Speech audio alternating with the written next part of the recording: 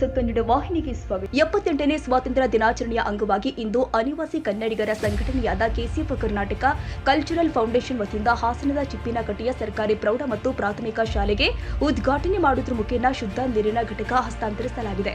ಈ ಸಂದರ್ಭದಲ್ಲಿ Hassan division SYS ಇಸಾಬ್ ಕಾರ್ಯಾಧ್ಯಕ್ಷರು ಆದ ತಾಹಿರ್ ಜಮೀದ್ ಮಾತನಾಡಿ, ಸ್ವಾತಂತ್ರ್ಯ ದಿನಾಚರಣೆಯ ಶುಭಾಶಯಗಳನ್ನು ಕೋರುತ್ತಾ ಕೆಸಿಎಫ್ ಅಂದ್ರೆ ಕರ್ನಾಟಕ ಕಲ್ಚರಲ್ ಫೌಂಡೇಶನ್ ಸಂಘಟನೆಯಾಗಿದ್ದು, ನಮ್ಮ ಕಾರ್ಯಕರ್ತರು ಭಾರತ ದೇಶದಿಂದ ಗಲ್ಫ್ ರಾಷ್ಟ್ರಕ್ಕೆ ತಲುಪಿ ದುಡಿದು ತಮ್ಮ ರಾಜ್ಯಕ್ಕೆ ಹಾಗೂ ದೇಶಕ್ಕಾಗಿ ಬೇಕಾದ ಸೌಲಭ್ಯ ಸೌಕರ್ಯವನ್ನು ಮಾಡುವ ಸಂಘಟನೆಯಾಗಿದೆ ಎಂದರು. ಈ ಸಂದರ್ಭದಲ್ಲಿ ಹಾಸನ ಶಾಫಿ ಜಮಾತ್ ಖತೀಬ್ ಉಸ್ತಾದ್ ಮಾತನಾಡಿ, ಕೆಸಿಎಫ್ ವತಿಯಿಂದ ಬಂದ ಸೌಲಭ್ಯವನ್ನು ನಾವು ಸದುಪಯೋಗ ಪಡೆದುಕೊಳ್ಳುವುದು ನಮ್ಮ ಕರ್ತವ್ಯವಾಗಿದೆ. ಕೆಸಿಎಫ್ ಸಂಘಟನೆಯು ಉತ್ತರ ಕರ್ನಾಟಕದಲ್ಲಿ ಶಿಕ್ಷಣ ಸಂಸ್ಥೆ ನಡೆಸ್ತಾ ಇದ್ದು ಹಾಗೂ ಕೇರಳದ ವಯನಾಡಿನಲ್ಲಿ ದುರಂತವಾದ ಸ್ಥಳದಲ್ಲಿ ಸುಮಾರು 100 ಮನೆಯನ್ನ ನಿರ್ಮಿಸಲು ಯೋಜನೆಯನ್ನ ಮಾಡಿಕೊಂಡಿದ್ದು, ಸಮಾಜ ಸೇವೆಯಲ್ಲಿ ತೊಡಗಿರುವ ಕೆಸಿಎಫ್ ಸಂಘಟನೆಯು ನಿಮಗೆ ಶುದ್ಧ ನೀರಿನ ಘಟಕವನ್ನು ಕೊಟ್ಟಿದ್ದು ಅದನ್ನು ಶುಚಿಯಾಗಿಡೋದು ಹಾಗೂ ವಿದ್ಯಾರ್ಥಿಗಳು ನಾವು ನಮ್ಮ ಅಕ್ಕಪಕ್ಕದ ಪರಿಸರವನ್ನು ಶುಚಿಯಾಗಿ ಇಟ್ಟುಕೊಳ್ಳುವುದು ನಮ್ಮೆಲ್ಲರ ಕರ್ತವ್ಯವಾಗಿದೆ. ಸ್ವಚ್ಛತೆಯನ್ನು ಕಾಪಾಡಿ ಮತ್ತು ನೀರನ್ನು ಉಳಿಸಿ ವ್ಯರ್ಥವನ್ನು ಮಾಡಬೇಡಿ ಅಂತ ವಿದ್ಯಾರ್ಥಿಗಳಿಗೆ ತಿಳಿಸಿದ್ದಾರೆ. ಶಾಲೆಯ ಪ್ರಾಂಶುಪಾಲರು ಆದ ಮೇಡಂ ಶೈಲಾಸಿ ಅವರು ಮಾತನಾಡಿ, ಉತ್ತಮವಾದ ಕಾರ್ಯದಲ್ಲಿ ಸಂಘಟನೆಯು ತೊಡಗಿದ್ದು ನಿಮ್ಮೆಲ್ಲರ ಕಾರ್ಯಗಳು ಹೀಗೆ ಮುಂದುವರಿಯುವಲ್ಲಿ ಎಂದು ಸಂಘಟನೆ ಕಾರ್ಯಕರ್ತರಿಗೆ ಧನ್ಯವಾದ ಹೇಳಿದ್ದಾರೆ. ಸ್ವಾತಂತ್ರ್ಯ ದಿನಾಚರಣೆಯ ಶುಭಾಶಯಗಳು. ನನ್ನ ಹೆಸರು ತಾಹಿರ್.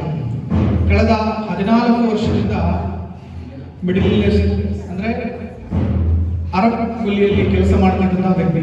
ನಾನು ಕೂಡ ನಿಮ್ಮ ಹಾಗೆ ಒಂದು ವಿದ್ಯಾರ್ಥಿಯಾಗಿದ್ದಂಥವನು, ಸರ್ಕಾರಿ ಶಾಲೆಯಲ್ಲಿ ಓದಿದಂತಹ ಒಂದು ವಿದ್ಯಾರ್ಥಿ. ಓಕೆ, ಸೊ ಕೆಸಿಎಫ್ ಎಂಬುದು ಕಳೆದ 10 ವರ್ಷಗಳಿಂದ ಚಿಕ್ಕದಾಗಿ ಒಂದು 4-5 ಜನ ಸೇರಿ ಶುರು ಮಾಡಿದಂತಹ ಒಂದು ಸಂಸ್ಥೆ ಕೆಸಿಎಫ್ ಕರ್ನಾಟಕ ಕಲ್ಚರಲ್ ಫೌಂಡೇಶನ್ ಎಂಬುವಂತಹ ಒಂದು ಸಂಸ್ಥೆ 10 ಯೋಜನೆಗಳನ್ನು ಒಳಗೊಂಡು ಸಮಾಜ ಸೇವೆಗಾಗಿ ಒಳಗೊಂಡಂತ ಒಂದು ಒಳ್ಳೆಯ ಉದ್ದೇಶವನ್ನು ಇಟ್ಟಂತಹ ಒಂದು ಸಂಸ್ಥೆ.